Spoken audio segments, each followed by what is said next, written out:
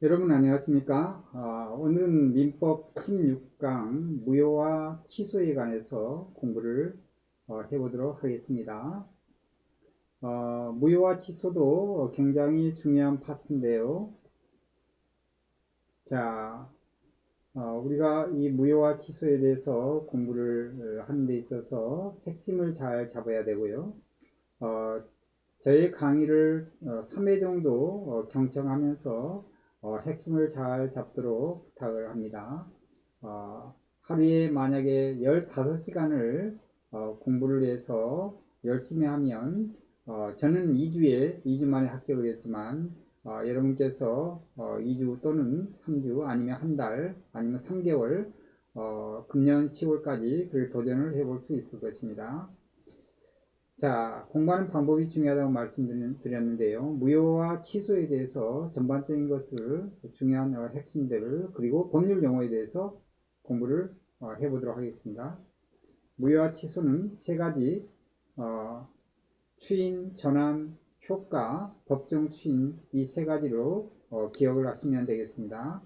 3센텐스를 압축을 해서 한 것입니다. 자, 무효와 취소에 유사한 부분도 있고 좀 상이점도 있는데 무효 중에서 절대적인 무효가 있고 상대적인 무효가 있습니다. 자, 그러면 절대적인 무효인 경우에는 거기에 대한 효력이 어떻게 되는지를 알아야 되는데요. 먼저 구별을 해야 됩니다. 무효에 해당되는 그런 어떤 법률행위는 뭐냐?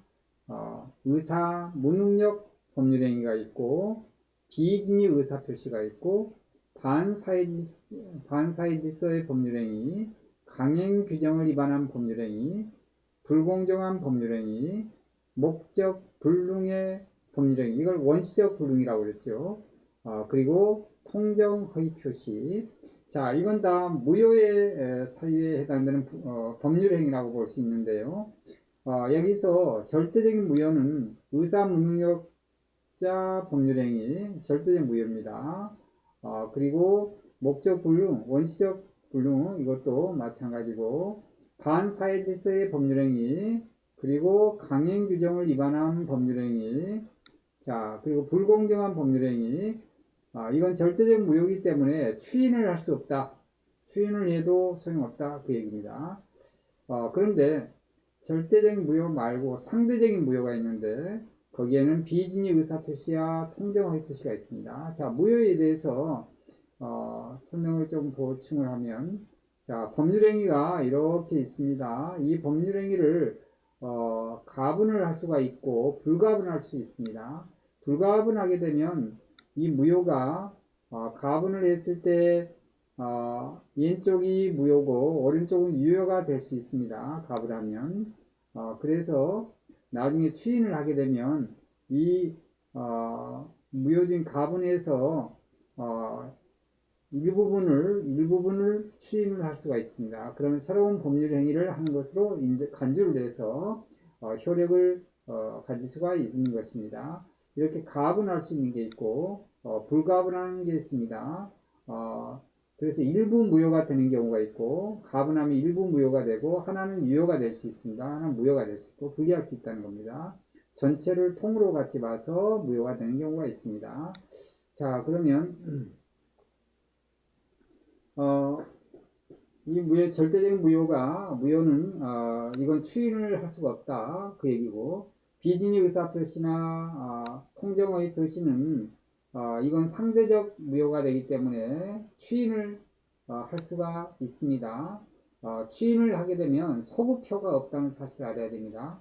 처음 법률행위 당시부터 그때부터 유효를 만드는 것은 없습니다. 그건 취소에 가능하고, 다만 이 무효라는 것을 알면서 추인을 한다 하면 그때부터 새로운 법률행위를 한다, 이 말을 알아야 됩니다. 그때부터 새로운 법률행위를 하는 것을 인정해서 그때부터 그 부분을 유효로 인정을 할 수 있습니다. 그게 바로 비진의 표시, 의사표시의 단서에 있는 무효지요. 통정의 표시도 마찬가지고요. 자, 그러면 이때 제3자에 대항할 수 있느냐 그 얘기인데요. 비진의 의사표시하고 통정의 표시는 선의의 제3자에게 대항을 하지 못합니다. 선의의 제3자가 피해를 볼 수 없기 때문에 대항을 못한다. 그렇지만 반사회적 법률행위나 강행비용, 불공정, 복제 이런 것은 대세적인 효력이 있어서 어느 누구에게도 무효를 주장할 수 있다. 이걸 먼저 무효에서 구별을 해야 된다. 그 얘기입니다. 자, 그러면 취소에서 한번 보겠습니다. 취소는 제한 능력자의 법률행위가 있고 착오에 의한 것, 사기 강박의 하자, 의사표시 하자가 있는 게 사기 강박 의사표시 착오. 자, 이게 있는데 이 취소에도 절대적인 취소가 있고 상대적인 취소가 있습니다. 자, 그러면 절대적인 취소, 상대적인 취소를 먼저 얘기하면 착오에 의한 의사표시죠. 착오에 의한 의사표시는 취소를 할 수가 있다. 그 얘기고, 사기 강박에 의한 의사표시도 취소가 가능하죠. 사기 강박에 의한 의사표시도. 자, 그러면 제한 능력자의 법률행위인데요. 제한 능력자의 법률행위도 취소가 가능합니다. 의사무능력자하고 비교를 해보면 의사무능력자는 10살 이하나 태어난 아기부터, 그리고 정신병자, 그리고 음주를 많이 해서 사리분별을 하기 어려운 상황까지 있는 경우, 코너까지 음주를 너무 과음을 해서, 아니면 항상 만취 상태를 유지하고 있는 사람, 알코올 중독인 사람, 이런 사람은 의사무능력자입니다. 그 절대적인 무효다. 그렇게 말씀을 드렸죠. 제한능력자는 미성년자고, 옛날로 말하면 한정치산자를 지금 한정 후견인이라고 그러고, 전에 말하는 금치산자는 성년 후견이라고 그러는데, 이런 경우는 제한능력자라고 할 수 있는데요. 자, 이런 경우는 취소가 가능하다. 착오에 의한 의사표시도 마찬가지고, 사기 강박에 의한 의사표시도 취소를 할 수가 있습니다. 자, 그러면 취소를 했을 때 어떤 효과가 있느냐? 이건 소급효가 있습니다. 법률행위를 처음 할 당시로 가가지고 그때부터 취소를 하게 되면 이 법률행위가 그 전에는 유동적인 상태가 되겠죠. 원래는 착오에 의한 의사표시, 사기 강박의 의사표시가 하자인 의사표시이기 때문에 이것은 무효가 되는 거지요. 그러면 취소를 무효가 되기 때문에 취소를 할 수가 있죠. 취소를 하게 되면 소급을 해서 처음부터 법률행위 당시부터 거슬러 올라가서 그때부터 무효가 확정이 된다. 그 얘기입니다. 즉 유동적인 무효의 상태에서 확정적 무효가 되는 것입니다. 취소를 하게 되면. 자, 그러면 이 제한능력자의 법률행위 같은 경우에는 취소를 누가 할 수 있느냐? 제한능력자 미성년자를 예를 든다고 그러면 제한능력자 스스로가 취소를 할 수 있습니다. A가 제한능력자입니다. 갑이 친권자입니다. A도 취소할 수 있고 갑도 취소할 수 있습니다. 그런데 제한능력자가 취소를 할 때는 그 취소의 무효의 원인이 사라진 이후로 해야 되는 것입니다. 그래서 그때 예를 쉽게 얘기하면 미성년자가 성년이 된 경우에 A는 취소할 수 있다. 그렇지만 법정 대리인은 아무 때나 취소할 수가 있습니다. 법정 대리인은. 자, 그걸 먼저 알아야 되고요. 그리고 자, 법정 대리인, 임의 대리인 지금 여기 나왔는데요. 취소할 때 이 법정 대리인하고 임의 대리인은 좀 다르다. 취소권자는 법정 대리인은 아무 때나 취소를 할 수 있다. 자, 그런데 임의 대리인은 좀 다릅니다. 임의 대리인은 취소를 할 때 만약에 갑이 A하고 B 사이에 법률행위를 했습니다. C가 대리인이라고 한다 그러면 갑이 대리인이라고 한다 그러면 이 갑은 대리인으로서 바로 취소를 할 수가 없습니다. 이 법률행위에 갑은 바로 할 수 없다. 즉 임의 대리인은 바로 취소를 못합니다. 다만 이 A라는 사람 법률행위 당사자를 통해서 취소권을 부여받아야 됩니다. 취소권을 받아서 취소를 할 수가 있다. 그 얘기입니다. 그걸 임의 대리인하고 법정 대리인이 그 차이가 있습니다. 그 다음에 승계인이 있는데요. 승계인은 우리가 매매에서 제3자에게 팔지요. 서로 법률행위에 대해서. 그러면 그 사람이 승계인인데 특정 승계인이라고 그랬죠. 포괄이나 유증이나 포괄 유증이나 상속 같은 경우에는 그 경우도 승계인인데 포괄 승계인이라고 그럽니다. 자, 승계인도 취소권자가 될 수가 있습니다. 왜냐하면 만약에 A와 B 사이에 매매를 했습니다. B가 C에게 다시 받았어요. 이 C는 이 물건을 받고 받는과 동시에 취소권도 받는 것입니다. A와 B 사이가 법률행위가 만약 무효다, 취소할 수 있다. 취소할 수 있다 그러면 무효에서 이 권리를 C도 같이 이 물건과 같이 받았다 이렇게 보시면 되는 거예요. 그래서 승계인도 취소 가능하다. 더군다나 상속자나 상속인이나 그 다음에 수증자 같은 경우에도 당연히 포괄 수증자인 경우에는 당연히 취소권자가 될 수가 있습니다. 승계인은 될 수 있고 법정 대리는 아무데나 할 수가 있고 임의 대리는 취소권을 부여받아야 된다. 그렇게 보시면 되는 거죠.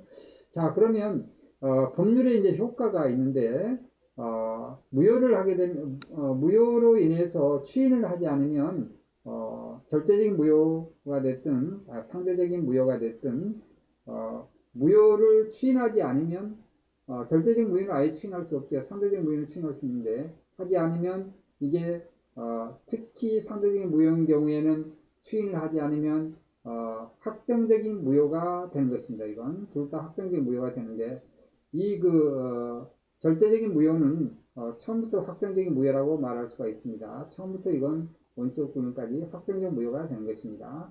자, 취소인 경우에는 소급표가 있어서 취소권을 형성권인데 A와 B 사이 B가 취소할 수 있어요. 취소를 해야만 소급에서 법률행위 당시로 올라가서 그때부터 무효가 되는 것이기 때문에 그때 확정적 무효가 된다. 그 전에는 유동적 무효가 되는 것입니다. 유동적 무효에다가 취소권을 행사함으로써 형사권 단독행위입니다. 행사함으로써 그때부터 법률행위 당시로 올라가서 소급해서 그때부터 무효가 된다 그 얘기입니다.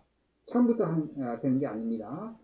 이걸 알아야 되고요. 자, 그래서 효과는 소급표하고 좀 다르다. 자, 무효인 경우에는 안전시 소급표가 없는 것은 아닙니다. 무효는 아까 추인을 하게 되면 그때부터 새로운 법률행위를 한다고 그랬죠.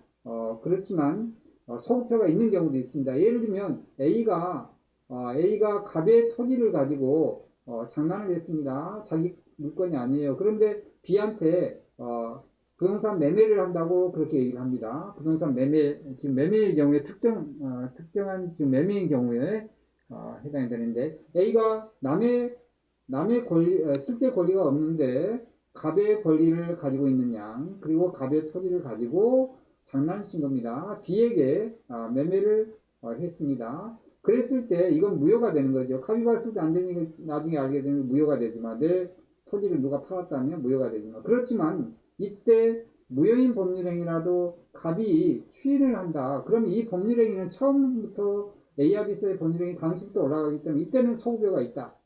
이때는 소급표가 있습니다. 그런 경우도 간혹 발생할 수 있다. 무효는.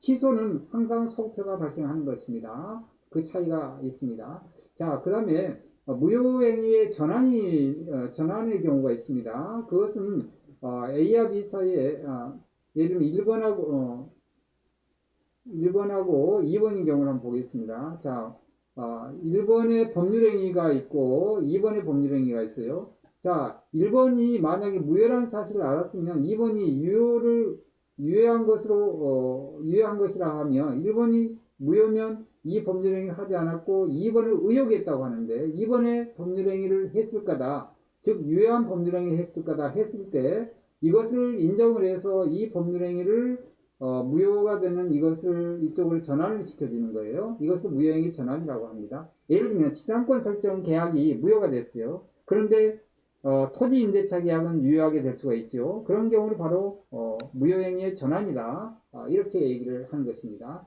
자, 그 다음에 또 중요한 건 법정 추인인데요. 법정 추인은 example, 예를 들어서 이걸 알아야 됩니다. 이행 청구, 경제, 담보 제공, 강제 집행, 권리 양도. 이건 간단하게 설명을 하면 서로 매매 계약을 했어요. 근데 이제 무효가 된 것입니다. 무효가 됐지만 너 그러면 B가 소유권 빨리 넘겨. 그러면 A는 B에게 잔금을 줘. 이렇게 서로 이행을 청구하는 경우가 있습니다. 이행을 청구하는. B가 만약에 이행을 받는다. 청구하는 경우에는 이 경우는 법정 추인, 법으로 인정해서 추인하는 것을 인정을 하게 됩니다. 즉 유효하게 만들어주는 겁니다. 그럼 나중에 확정적 유효가 되는 것이죠. 그렇지만 이행하는 것은 둘 다 가능합니다. A가 B에게 실제 법률행위를 실제적으로 서류를 다 협조해서 소유권 넘겼고 B가 거기 잔금 다 줬고 서로 이행을 했습니다.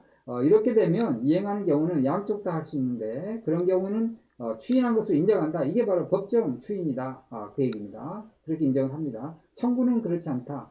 청구는 이행을 청구하는 사람만 해당되고 청구를 받는 경우는 해당이 안 된다. 그 얘기입니다. 경계는 저번에 말씀드렸죠.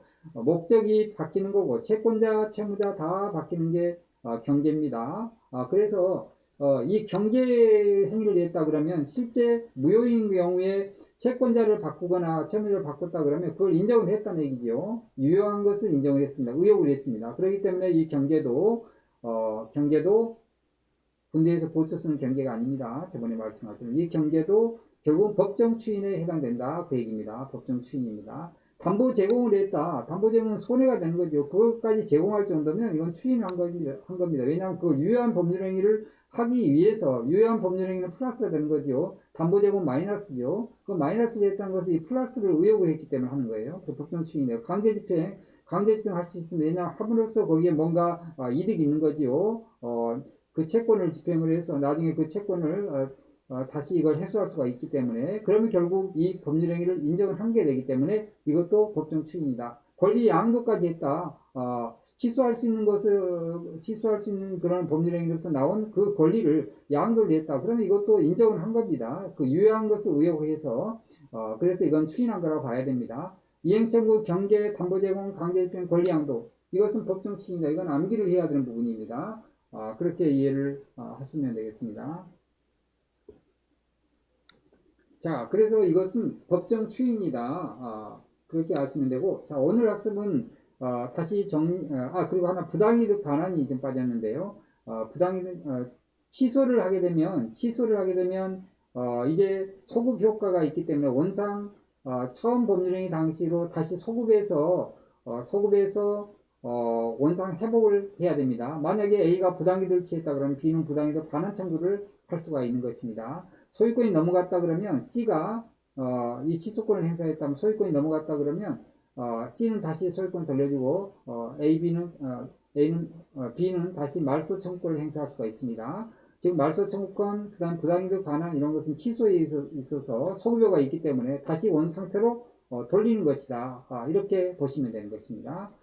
자, 그래서 오늘 지금 학습은 이 무효와 취소의 그 키워드를 가지고 거기에 따른 추인, 그리고 전환, 효과, 그리고 법정 추인 이 세 가지를 다 기억을 하셔야 됩니다. 네, 수고 많았습니다. 감사합니다.